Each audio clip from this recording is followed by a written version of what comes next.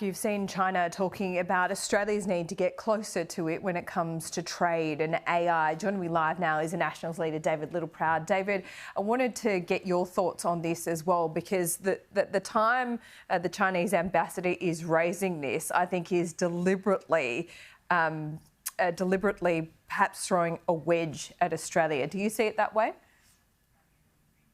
Oh, certainly. I mean, you don't have to be Agatha Christie to work that out.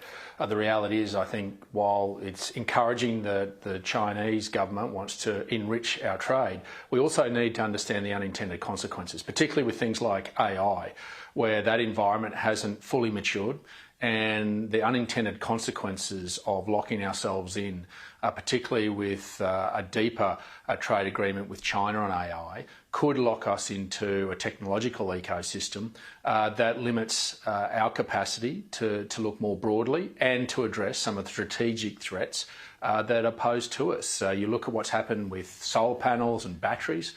If we do that with AI with China, that has potentially the capacity to lock us in even closer and to rely even more on Chinese supply chains. And so I think it's important that the government understands the total environment in which they'd be signing up to. But this is obviously comes off the back of the Prime Minister's speech over the weekend, where he sent a very strong message to President Trump around independence from the United States. Now, the United States weren't the ones that sent warships to our waters and had live firing exercises, and in fact were picked up by Virgin pilots.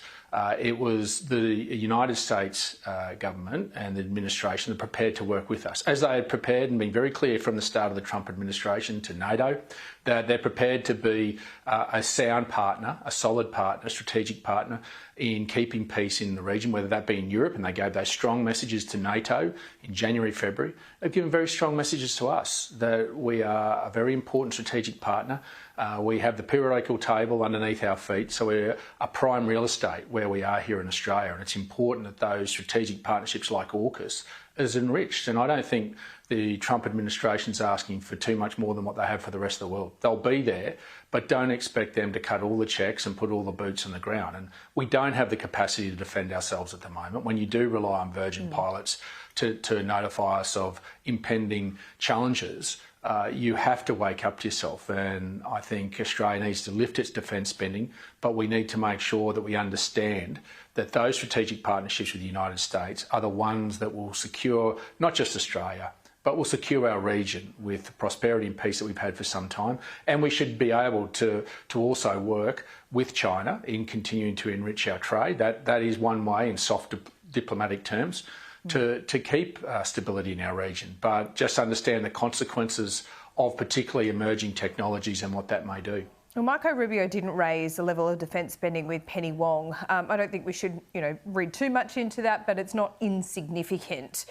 Do you think, David, that when it comes down to it, when it comes to our strategic and defence partnership with the United States, one-on-one or through AUKUS, that it's our geographical location that is perhaps more important than that level of defence spending? And that's what it's going to come down to, false posture.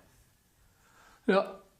I don't think we should take anything for granted. And I think the Trump administration has been clear to us, whether it wasn't necessarily Rubio making those statements to Penny Wong, the White House has made statements around lifting spending by Australia and other strategic partners, not to just expect the United States to cut all the checks. And I don't think that's necessarily an unreasonable expectation when you expect one country to come in and to spend all the money and to make all the investment of not just capital, but also their most precious capital, their boots on the ground. I think it's important that we do our heavy lifting, we build our own capacity, but we can't do that ourselves. And I think those messages have been clear to us, and those cues were very strong, not just to us, but they were cues that were given to NATO. And I think that's about making sure that you set clear lines of delineation around expectations, around the differentiation between trade and strategic partnerships that secure the peace and prosperity of our region. And I think Australia will play a significant part in that. It's been built on many years. Yeah. And yes, our geography plays a significant part in that.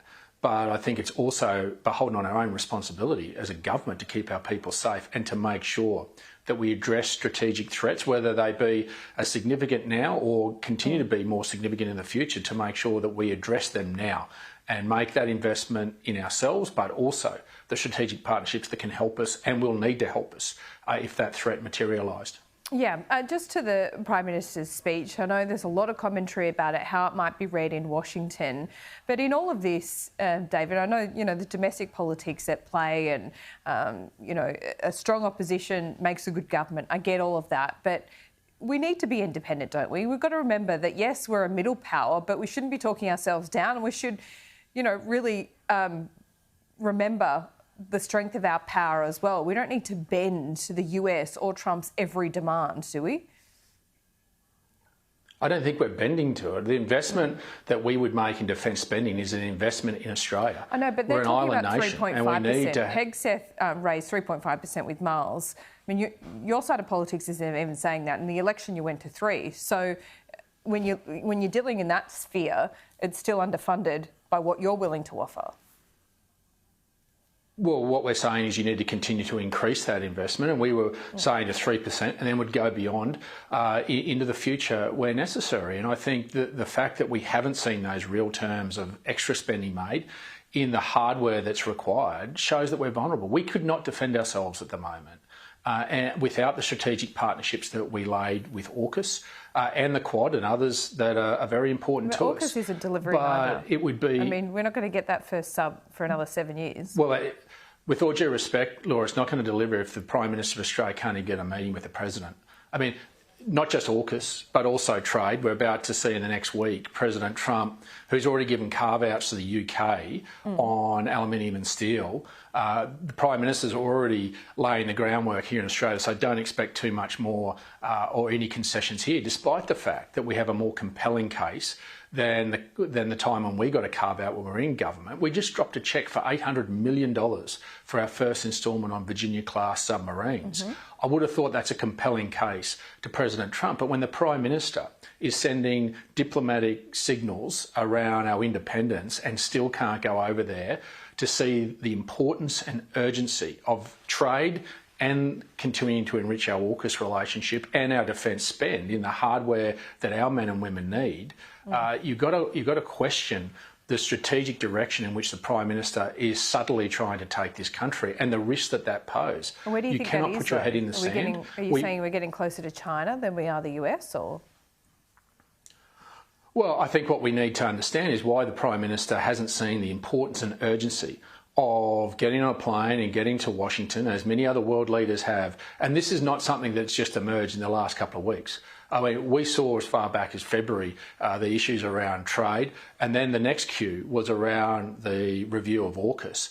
That would have been a trigger. That cue was a significant one to Australia, that we needed a direct leader-to-leader dialogue around ensuring that the trajectory that we have started will continue, and that we'll continue to make that investment because it's important to Australia. Okay. It's important to Australia to be able to protect ourselves, and that's leadership.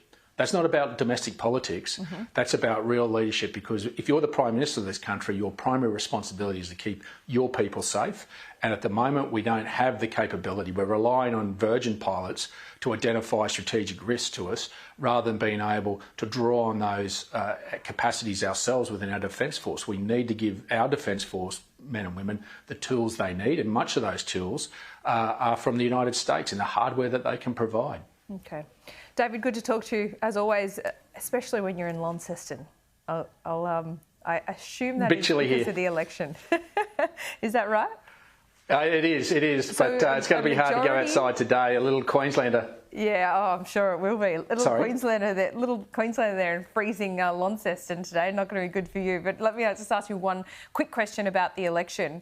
An outright majority, anything less than an outright majority for the Liberals is going to be a disaster for not just the party, but for the state itself, won't it? Yeah, I think Tasmania needs stability, and this election's been thrust upon Tasmanians by an opposition, not just in the Labor Party, but in their coalition partner, the Greens. And Tasmania now more than ever needs stability, but what the Nationals provide is that common sense that can be taken to work with centre-right politics here in Tasmania to take some common sense and to make sure that particularly the regional parts of Tasmania get their fair share. That's the business model of the National Party. We've proven that at a federal level and other states. And this is the first time we've run in Tasmania at a state level for, I can't remember the last time. So obviously it's going to be a tough fight for us, but we want to make sure that there's an alternative voice there that can make sure that centre-right politics survives in Tasmania and that the Liberals can get back into government and that they can have a sound voice supporting them in some way, shape or form. All right, don't freeze. We'll see you soon, David. Yeah, thanks.